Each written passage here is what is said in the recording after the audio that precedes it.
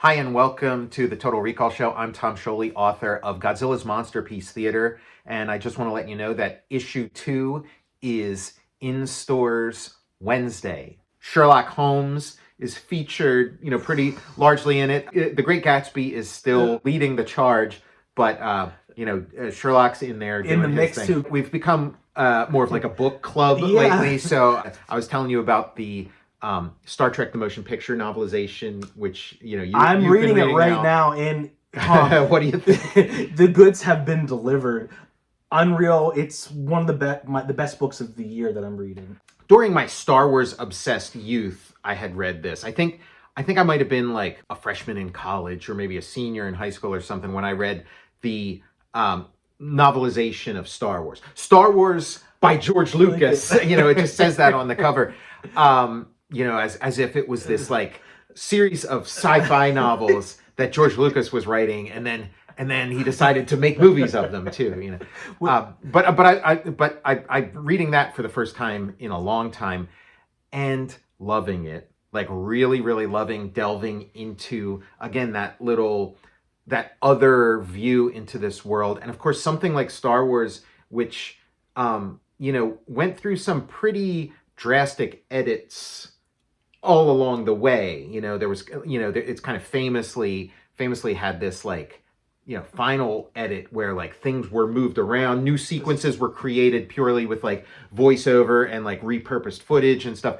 And into the Star Wars we know, but like Star Wars was a much broader thing. And so one of the big things that gets left out in, the final version of Star Wars that's sort of intact in the novel is more of like an introduction to Luke Skywalker. You back up a little, like you see Luke a little bit before when he actually shows up in the final version of the movie, and part of that is Biggs, his sort of like big brother figure. Not literally his big brother, but sort of like a big brother figure. The big man on campus. Okay, I love the way George Lucas comes up with names. It's like, oh yeah, the big man on campus. He's Biggs. The guy who's kind of a loner. That's Han Solo. The princess you hope will Leia is named Leia. Princess Leia. I would see pictures of Biggs in the Star Wars storybook. Mm-hmm. Like Biggs, like in his like street clothes. That's the first time I ever saw like really honed in on Biggs. Mm-hmm. My brain's so rotten that like I totally forgot he dies in the Death Star battle. I completely forgot about that. That's the interesting thing. And how angry must he have been when he saw the finished version? Because he does sort of bookend the story somewhat. Because it's like when you first meet Luke, and then his buddy, his hero almost, Biggs, is back from the academy. He's the Imperial Academy, right? He's Joe College, and he's back, and he's got his cape. He's got this black cape. I love his look. Kind of like a junior Darth Vader cape. He's got this cape and stuff, and it looks like, whoa, what's up? And then they sort of go their separate ways, and then they meet up, at the end of the movie for the Death Star run, and Biggs is there, and then Biggs dies. And so in the final cut, it's kind of like Biggs is just one of all these like random pilots that just sort of dies that you don't really care that much about, but it kind of means something when you have that other scene that other scene in there.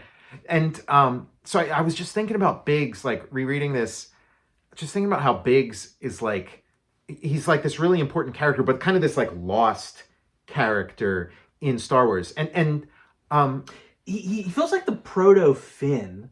Or someone that's like in the Imperial... when J.J. Abrams and he and Lawrence Kasdan got together, I feel like they kind of like went all in on all this like peripheral stuff and the Star Wars novelization and stuff. People make a big deal about Mark Hamill talking about all the sort of complaints and problems that he had with the approach that that they were sort of taking with this sequel trilogy, like all his criticisms of it every step of the way. But he also had similar criticisms and reservations about the very first Star Wars movie. Like he has spoken about how he felt that every other character in Star Wars gets like an intro scene, like a scene where it's like, okay, here's them in their normal element, and then but that Luke's intro scene was sort of taken away. They cut out his intro scene with like Luke as he is in the initial cut and in the novel. It becomes a surprise when Luke becomes the hero of the story, because it's kind of like you have all these characters all doing all this stuff, and then you have this kind of like nerdy kid, like, and he's especially nerdy when you have that extra scene added on. Like he's juxtaposed against Biggs, and like, and they call him Wormy, and he's kind of like the low. Yeah, he's kind of like a joke among his friends, you know. So then when he becomes the guy who blows up the Death Star, it's almost like that's when you're kind of surprised. Wait, this guy's the hero of this. Like it's a surprise reveal. Now when I encountered Star Wars, I mean, I had I played with the toys and stuff before I'd ever seen any of the movies, and then Empire Strikes Back was the first movie I saw. So I was like, Luke Skywalker was like my hero like he was the hero of Star Wars. From where I was coming into it, he had all these like powers. He could do all this. He takes down a Snow Walker, and stuff. But if you're watching Star Wars, like, you don't, for the first time, you don't know any of this stuff. So you're just watching this crazy movie, and there's this nerdy kid, but by the end of it, he graduates to hero. So that's kind of a cool thing that is sort of lost, Tom, without that scene. With the special, was that big scene ever put back in the special edition? I can't remember. I thought that maybe they did, but they didn't. They put in more of Biggs at the end of the movie. Like, Luke and Biggs have a scene together on Yavin before they go on the Death Star run. Like, they have a scene together in the special edition that wasn't in the original version. But that's a really important scene. Where they're calling him Wormy too. Wormy, yeah. Well, you know what, he is like. Luke Skywalker really is. He's like the Terry the Turtle character in American Graffiti. He is kind of like the nerd. He's not Steve. He's not, and then you got Han Solo. Yeah. So like it is like another variation on American Graffiti. Like, he is like sort of this nerd who by the end of like gets to be kind of cool, by the end of the story. What was the rationale for taking that scene out? That seems super important. Like, because like Luke is like watching that space battle, that big intro and stuff. Luke watches that space battle through his binoculars. I've seen that scene. Yeah, like somehow. We've seen those deleted scenes, by this point. And so he's watching that. He's like, whoa, what's going on up there? And then he shows it to, he first tells those people that are kind of hanging out there, and they could not care less. But then Biggs shows up, and he tells Biggs, and Biggs looks, and now they're not shooting at each other anymore. Now it's like, the battle's kind of over. And so Biggs is like, oh, you probably just saw some light glinting off of stuff. But it shows you Luke's point of view on all this stuff. That like, Luke is like an outsider. He's living in like this corner of the universe nobody cares about until now. Now they do care about it. But like he's just kind of watching the world go by and watching his friends go off and do cool things while he's sort of stuck here looking at stuff through binoculars. I mean, I get, okay, there's the story you're setting out to tell, this idea you have of the story you want to tell, but then there's also like, what makes the better movie? And Star Wars, with those edits, it goes from the story that George Lucas wanted to tell to just being this like amazing entertainment, this like sort of pinball machine, as Roger Ebert described it, or this like video game, this like just really fun experience where you just have this big smile on your face all the way through. That's what Star Wars becomes in the final edit, where Star Wars had more of like, George Lucas had points he wanted to make and things he wanted to communicate, and he sort of made that decision to sacrifice these points he wanted to make in exchange for just making a better entertainment and a thing that, I mean, I think he made the right decision, but you can see why when he had a chance to come back to Star Wars, with the prequels and things, that he made sure to, communicate those things, these like sort of political ideas and things that he wanted to communicate, which again, maybe to the detriment of the thing as an entertainment. Since they took those scenes out, Luke, even though he's still like by himself on the farm with Beru and Owen, he's kind of cool still. Like Yeah. he's not at like when I would watch it, I'm like this guy's pretty awesome, and like he's cool from Jump Street. Yeah, you know what I'm saying? No, you nailed it, because with these scenes that are in the book, you're watching this arc. You're watching this guy go from like zero to hero. Yeah. You know? But by taking that out, when he shows up in the actual movie, it's a hero's entrance. Yeah. Like he shows up, he's sort of got just this big blue sky behind him. amazing. It's an upshot. You're looking up at him. You have like- heroic music playing when he first shows up. So it is like, here's your hero. Which again, so then it's not as much of a surprise, you know, when he becomes the hero by the end of the movie, as it would be if you saw his hero's journey. But yeah, so it's like, okay, this guy's our hero. Instead of showing you this evolution, let's just, you know, intro him as the hero. So it's a choice. It's a choice, and it changes the tone of things. Also, there's a lot of the politics of this world that George Lucas is creating in that scene that gets cut off, and which I think got brought back in the sequel trilogy, especially in Rian Johnson's Last Jedi. He gets into the politics because, and Mark Hamill has talked about this. When Biggs shows up, yeah, he's graduating from the Imperial Academy. He's wearing a Darth Vader cape. So next step for him is to maybe become one of those gray guys with a hat, or you know, pilot a TIE fighter or something. Like he's about to become one of the bad guys. And this is something that Mark Hamill noted. He said when Luke sees him, he is so impressed. Biggs looks so cool, and he doesn't care. Luke doesn't care about the politics. Luke is just so excited to get off this planet and like do something cool out in the world that it's almost like he would gladly join the Empire. Like the Empire and the Rebellion, it doesn't matter to him one way or the other at that point in the story. And you know, he could go either way. It's only you know, as he gets caught up in these events sort of personally, that he sort of makes these decisions that makes him a hero. But at that point, he's just like so impressed that Biggs doing something, and then Biggs is telling him about the rebellion and all this stuff, and how Biggs has gone off to college. He's maybe you know, learned some things. He's gotten political or whatever, and now he's ready to join this rebellion and sort of go against this whole system he went through for his own personal conviction. So Biggs is already sort of further along in a journey than Luke is when he meets him. Was there, like, I think I might have seen this online somewhere, but like,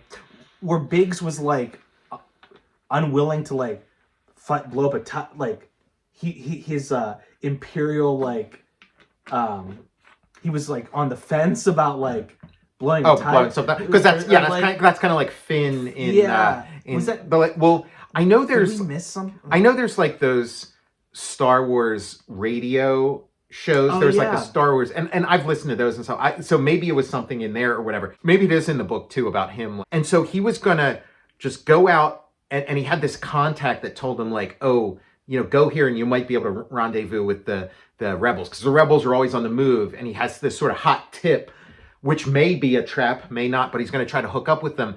And then, you know, him and Luke go their separate ways. And Luke still isn't like, oh, I'm going to be part of the rebellion. Like, you know, it's still a ways to go. And then when he meets him, like, towards the end of the movie, it's like, oh, hey, you found your way here, and I found my way, and here we are. The other thing is, with that scene gone, and again, you get the hero intro for Luke. He's the hero. Music swells. And then when he's talking to the droids, he's like, you know of the rebellion against the Empire? So you have a sense in there that Luke is politically active. Yeah. That Luke does care about the rebellion, and he is interested in the rebellion, and he's excited to see these robots. But if you had that scene, you'd realize that, oh, he heard about the rebellion from Biggs, and now he's like following up. He's like, oh, this is that thing that Biggs was talking about, as opposed to like, oh, I have these convictions. He looked like such a loser because he heard it 5 minutes ago from Biggs, and then he's like getting pumping the tires up with the droids about it. Like, it's hilarious. Doesn't it change things though? Like, because when you watch the movie, it's kind of like, oh, Luke is kind of interested in the rebellion, and it's something he wants to be a part of when he discovers these. It's not like, oh, my buddy told me about it, and like my big brother is really into the Rolling Stones, and so maybe I should start checking out the Rolling Stones also, you know? Yeah, he's like, You guys liked Rebellion too? I heard that 15 minutes ago from Biggs. I also got to mention, like, American Graffiti, somewhat inspires Happy Days. Yes. Well, Biggs is kind of like Chuck. Yeah. Richie Cunningham's big brother from Happy Days. I love Chuck's an icon. The guy who's like a big brother figure, who's sort of like a mentor to his little brother, and then gets edited out. Like Biggs got the Chuck treatment. Chuck treatment. He got chucked. I always thought Biggs got big time. Chuck got chucked.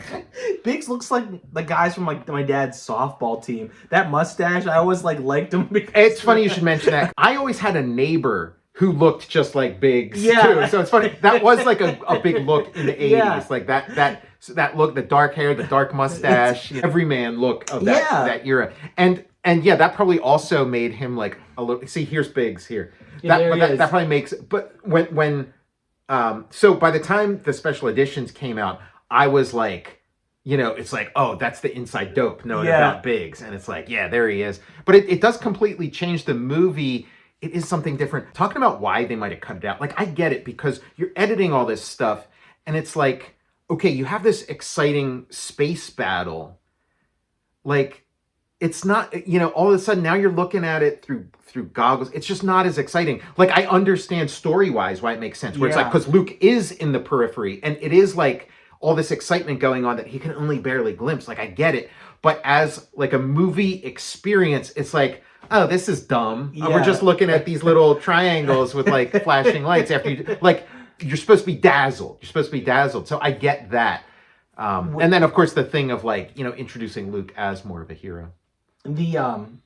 He's wormy. They're like, what do they call you? Luke was like totally my hero as a kid, and when we would play Star Wars, like run around in the backyard, I wanted to be Luke, which is funny because looking back, it's like I have dark hair. Like, it always bothered me that like Luke had light hair and I have dark hair, and it's like, why didn't I just want to be Han Solo? Like, everybody agrees Han Solo is like way cooler, but at the time I was like, no, Luke is the main guy, because I was coming at it from Empire Strikes Back, where he's learning the Force, he sword fights Darth Vader, like Luke's the guy. And then when Return of the Jedi comes out, and he's like, Luke comes out and he's dressed up in this like Catholic priest outfit, and he's just kicking all kinds of ass, and Tom, when I was little, we had these like pajama robes, and I would make my robe look like Luke from the cover of the poster. I would like bunch it up and tie it so like I would then go like pretend I was like holding like a lightsaber up.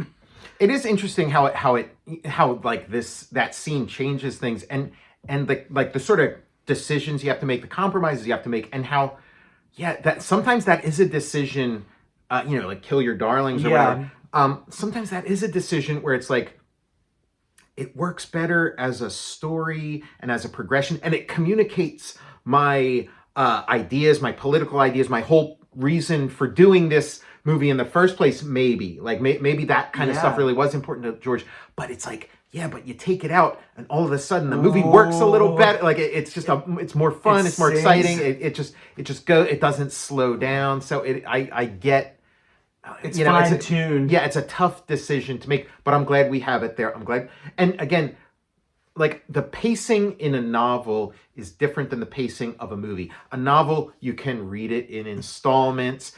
Where a movie, you're supposed to sit down and watch it in a sitting. Even though people don't necessarily do that anymore, you're supposed to watch it in a sitting. And so it needs to move in a certain way. Where a novel, you can just like let the thing unfold. You can, find out what's going on inside people's heads. You can get like super descriptive about certain things. And there's a lot of that in the novel too. There are some things like, it's a more violent story in the novel. Oh, wow. And it's Alan Dean Foster like doing the writing. It's not credited to him, it's credited to George Lucas, which is again why there's the belief or the possibility that Alan Dean Foster ghost wrote the Gene Roddenberry thing, because it's like, it seems like that was kind of standard practice for Alan Dean Foster to write something and then some other guy with like a more prestige or whatever like sticking their name on it. But because like some of the scenes, like there's a scene early on where Princess Leia zaps one of the stormtroopers who's trying to capture her, and it's just talking about like the explosion of blood and because it basically seems like a stun blast or something in the movie, but where in the book you can get a little more into like blood and guts and stuff. I might have to read that too. I've never read the Star Wars novel. Oh yeah, it's really good, and it's got all kinds of like some of it'll make like your hair stand up straight because it's just so. It's like like for Star Wars nerds, it's like whoa. This is like deep stuff because like the Journal of the Wills and all that kind of stuff, like all this kind of stuff that again has been sort of milked elsewhere in Star Wars. It's kind of cool to see it all in there. When Biggs is talking about the Empire, he's like, yeah, the Empire used to be cool, but it's like not, they've been doing some things lately that it's gotten corrupt, it's this and that. Where in the movies, as they progress, it's almost like the Empire is like this new thing, that it was sort of, the Senate for the longest time, and then the Emperor makes this move and like immediately turns it into an empire, where in the book, it's kind of like the Empire has been an empire for a little while, but it's been in Biggs' mind like sort of a benevolent force, but then becomes sort of corrupted. So yeah, it's all very interesting, and you do see those themes played out more explicitly in the prequels, which because I think it was some kind of like unfinished business for Lucas. He really wanted to communicate some of that political stuff, and just it didn't make the final cut. And so he made up for it, in the prequels. He made sure to give us lots of Senate scenes. I would like to see the Biggs cut of the, like, just to feel it out. Yeah, I've seen some of the footage. It would be cool to see like that cut. We'll have to do another episode about like the final cut versus like what they changed for the final cut, because it is sort of interesting. The order of this, like, it really does find its like final form. Like, one of the things is that there was no ticking countdown for the Death Star run. So it was kind of like they have infinite chances at destroying the Death Star. Like, as long as they still have ships, they can still do it. But there was no like time constraint on it. And so they added the time constraint, and it does, like, you almost can't imagine the movie without that. There was a book by Paul Hirsch, I think it's Paul Hirsch, in an editing room far, far away. I think it's about him editing, like his career in editing and Star Wars, I think. So that's on my reading list for like at least next year. Yeah, it's a great lesson in just like how much you can shape and change a story. What a finale! Editing, yeah. Yeah, great stuff. But again, the finale has a little more teeth, because that's one of the critiques of Star Wars, is that there's all these guys dying and sacrificing your life, and you don't feel it. It doesn't really mean anything. It's just like a bunch of random guys getting killed. But add the element of like, Biggs, and you've met him and you've spent some time with him, and you know how important he is to Luke as a figure, and then to have him die, it becomes more tragic. It's like what a tough cut to make. Really, what a tough cut. Because like, his death must not have impacted me, because I completely forgot he died. Yeah, I mean, I didn't realize he was one of the Death Star trench guys until the special edition, where you kind of get to spend a little bit of time with him, and it's like, oh, that's Biggs. Like, I knew about Biggs as a character, just from like reading Star Wars fanzines and stuff like that, but I didn't make that connection that he was one of those guys at the end. They're like, it's Biggs. It's like, who's Biggs? Yeah, we can become a Star Trek channel. We can become a Star Wars channel. I'm down for all of it. Yeah, and we'll do some more stuff about the novelization. So yeah, we'll see you. Have a good one.